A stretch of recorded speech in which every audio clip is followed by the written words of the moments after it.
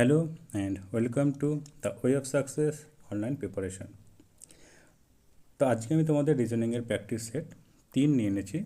তো এখন আমি তোমাদের যে রিজনিংয়ের যে বিভিন্ন যে প্রিভিয়াস ইয়ারের কোশ্চেন, রেলওয়ের যে প্রিভিয়াস ইয়ারের কোশ্চেন সেগুলো নিয়ে আলোচনা করছি। তার মধ্যে থেকে মেনলি হচ্ছে direction, blood relation, dice, sitting arrangement, সিলক, এই চ্যাপ্টারগুলো থেকে কিন্তু আপাতত আমি করাচ্ছি। এর আগে কিন্তু আমি দুটো সেট আমি তোমাদের করিয়েছি, সেগুলো না দেখলে কিন্তু অবশ্যই দেখে নেবে। আর একটা কথা বলে রাখি, আমাদের কিন্তু অনলাইন ব্যাচও কিন্তু চলছে। তোমাদের যদি ইচ্ছা হয় অবশ্যই আমাদের কিন্তু মেল করতে পারো, ঠিক আছে? আমাদের অবশ্যই মেল করবে। আমাদের মেল আইডি কিন্তু ডেসক্রিপশন বক্সে দেওয়া আছে। ওকে, তাহলে শুরু করা যাক আমাদের আজকের প্রথম রিজনিং। দেখো এখানে স্টেটমেন্ট কি বলেছে। স্টেটমেন্ট বলেছে এখানে দেখো, some Mumbai is Delhi, some Kolkata is Mumbai, some Chennai is Delhi.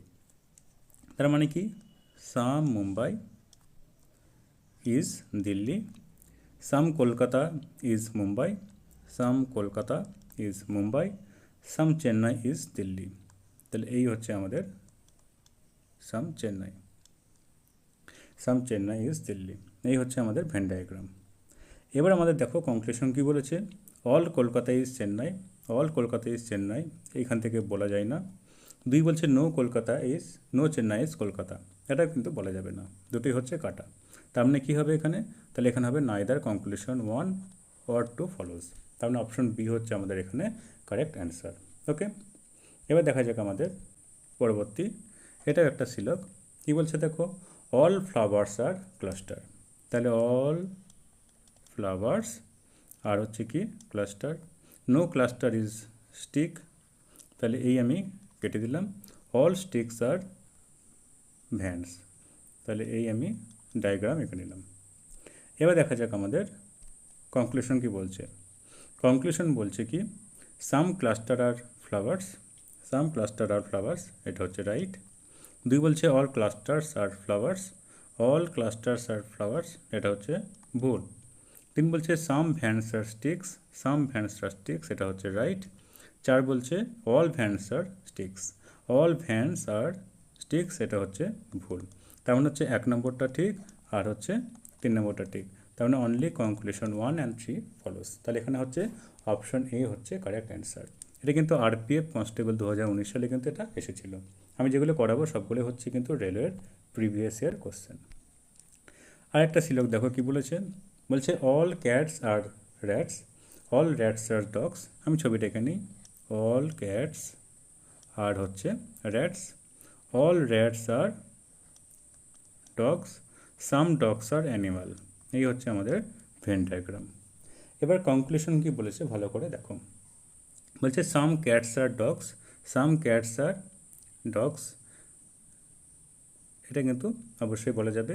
তাহলে হচ্ছে অপশন 1 এখানে কিন্তু রাইট হবে অবশ্যই। দুই বলছে all dogs are rats, all dogs are rats, এটা বলা যায় না, এটা হচ্ছে কাটা। তিন হচ্ছে অল অ্যানিমালস আর ডগস, অল অ্যানিমালস আর ডগস, এটা হচ্ছে কাটা। তার মানে হচ্ছে অনলি কনক্লুশন 1 ফলোজ, অর্থাৎ অপশন সি হচ্ছে এখানে কারেক্ট অ্যান্সার। ওকে, এবার দেখা যাক আমাদের পরবর্তী, এটা হচ্ছে আমাদের ব্লাড রিলেশনের প্রবলেম। এটা হচ্ছে আরপিএফ এসআই 2019 সালে এসেছিল। কি বলছে ভালো করে দেখো, বলছে L is the son in law of K, L হচ্ছে সন ইন ল, তাহলে এল হচ্ছে সন ইন ল মানে জামাই, তার মানে হচ্ছে প্লাস, কার, কে এর হচ্ছে son in law. Whose only daughter is G, তার মানে এর যে ওয়াইফ সে হচ্ছে জি, যেহেতু একমাত্রই কন্যা, আর কোনো কন্যা নেই। তারপর বলছে কি L is the son of B, L আবার সন, কার সন, বি এর সন, ঠিক আছে? আর এটা হচ্ছে শাশুড়ি। ওকে, এটা হচ্ছে শাশুড়ি। L is the son of B whose wife is A, তাহলে এর ওয়াইফ হচ্ছে এ, তার মানে বি পজিটিভ, এ হচ্ছে negative. How is A related to G, এর সাথে জি এর কী রিলেশন, তাহলে কী রিলেশন হচ্ছে, তাহলে এখানে যেটা রিলেশন হচ্ছে এর সাথে শাশুড়ি, তাহলে how is A related to G, A হচ্ছে জি এর শাশুড়ি, তার মানে হচ্ছে মাদার ইন ল, এটা হচ্ছে কারেক্ট অ্যান্সার। ওকে, এবার দেখা যাক আমাদের পরবর্তী রিজনিং কী আছে। পরবর্তী কি বলছে ভালো করে এখানে দেখো, পরবর্তী বলছে দেখো, পয়েন্টিং টু এক্স ওয়াই সেজ, ওয়াই বলছে এক্সকে পয়েন্ট করে, ওয়াই বলছে এক্সকে পয়েন্ট করে কি বলছে, x is the daughter of only son of my mother, x is the daughter, x is the daughter, car daughter, x is the daughter of only son of my mother, এর মায়ের only সন, ঠিক আছে, এর মায়ের only সন, তার হচ্ছে মেয়ে, এর একটা ছেলে আছে, এর মায়ের একমাত্র ছেলে, তার মেয়ে হচ্ছে এক্স। ওকে, এক্ষেত্রে কী হবে, ওয়াই, ওয়াই কিন্তু এখানে তোমার তার বাবা হতে পারে, কিংবা এখানে করে যদি মহিলা হয় তাহলে অন্য ব্যাপার থাকবে। এবার এখানে কি বলেছে দেখো, দেন ওয়াইজ মাদার ইজ এক্সের কে হবে, ওয়াইয়ের মাদার তাহলে এক্সের কে হবে সেটা তোমাকে এখানে বার করতে বলেছে। কি বলেছে, ওয়াইয়ের মাদার। তাহলে এখানে দেখো, এখানে যেহেতু তোমাকে বলেছে যে x is the daughter of only son of my mother, তাহলে এ হচ্ছে daughter only son of my mother, তার মানে হচ্ছে এক্সের বাবাই হচ্ছে, তার মানে হচ্ছে এখানে ওয়াই। ওকে, তাহলে এখানে কি বলছে, দেন ওয়াইজ মাদার ইজ এক্সের কী হবে, তাহলে ওয়াইয়ের যে মা সে কী হবে, সে কিন্তু অবশ্যই এক্সের ঠাকুমা হবে, তার মানে হচ্ছে অপশন সি হচ্ছে এখানে কারেক্ট অ্যান্সার। ওকে, বোঝা গেছে।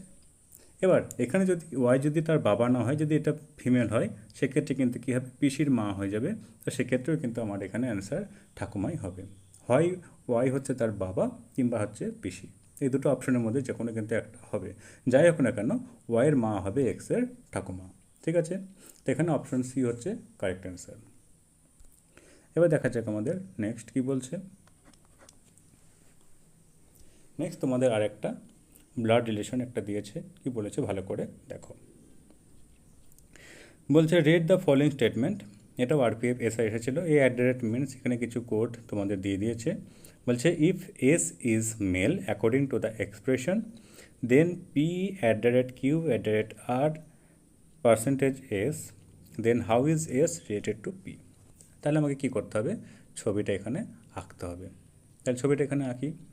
তাহলে প্রথমে কী বলছে, P at the rate Q, P at the rate Q মানে P is mother, P is mother কার, কিউ এর মাদার। ওকে, কি অ্যাট দ্য রেট আর মানে কিউ হচ্ছে মাদার, কার মাদার, আর এর মাদার। ঠিক আছে, আর পার্সেন্টেজ এস মানে কি, আর পার্সেন্টেজ এস মানে আর ইজ সিস্টার, কার sister, R is sister of S, S এর সিস্টার। এবার এখানে বলে দিয়েছি কি এস হচ্ছে কিন্তু মেল, তার মানে এটা হচ্ছে মেল। আমার প্রশ্ন বলছে how is S related to P, S এর সাথে পি এর রিলেশন কী, এস এর সাথে পি এর রিলেশন কী। তাহলে কী হবে বলো, তাহলে এস এর সাথে পি এর রিলেশন কী হবে, এ হচ্ছে তার মা, তার হচ্ছে এখানে মা, তার মানে হচ্ছে ঠাকুমা, তাহলে এস তাহলে কী হচ্ছে গ্র্যান্ডসন, তার মানে এখানে কিন্তু আমার অ্যান্সার হবে গ্র্যান্ডসন। এখানে কিন্তু গ্র্যান্ড ডটার হবে না, তার কারণ এস কিন্তু মেল, সেটা কিন্তু বলে দিয়েছে। ওকে, এবার দেখা যাক আমাদের নেক্সট। এখানে তোমাদের একটা ডাইসের প্রবলেম দিয়েছে, কি বলেছে, 3 different position of the same dice are shown. এখানে যেটা আমাকে বার করতে বলেছে, what will be the face opposite to the having D, D এর অপোজিট কী হবে সেটা আমাকে এখানে বার করতে হবে। ওকে, তো ডি এর অপোজিট কী হবে সেটা আমাকে এখানে দেখতে হবে। তাহলে দেখা যাক ডি এর অপোজিট কী হয়, কীভাবে করব ভালো করে দেখো। ডি এর অপোজিটটা আমি কিভাবে বার করব, এখানে করে দেখি, এখানে করে দেখো বি এফ ডি আছে। ওকে, এখানে আছে এ বি ডি, এখানে আছে বি এফ ডি। এখানে একটা জিনিস যেখানে কম সেটা আমি পেলে আমি সেটাকেই আগে নেব, আমি নেব তাহলে এই দুটো থেকেই কম্পেয়ার করি। দেখো আমি যদি এখানে দেখো ডি আছে, এখানেও ডি আছে, তাহলে আমি ডি লিখে নিলাম। এবার আমি ক্লকওয়াইজ ঘোরাবো, ক্লকওয়াইজ ঘোরালে কী হবে, এই হচ্ছে এফ, এই হচ্ছে বি, এটাকে ক্লকওয়াইজ ঘোরালে কী হবে, এই হচ্ছে এ হচ্ছে সি। তাহলে এখানে করে ডি এর অপোজিট কী হবে, কি পড়ে আছে দেখো, এ চলে গেল, এ বাদ, তারপর হচ্ছে তোমার বিও বাদ, সিও বাদ, এখানে তোমার পড়ে কী থাকছে বলো, ভালো করে বলে, তাহলে এখানে পড়ে কী থাকছে, তোমার এখানে যেটা পড়ে থাকবে সেটা হচ্ছে ই, তাহলে ডি এর অপোজিট হবে কি ই। ঠিক আছে, তাহলে অপশন এ হচ্ছে আমার এখানে কারেক্ট অ্যান্সার।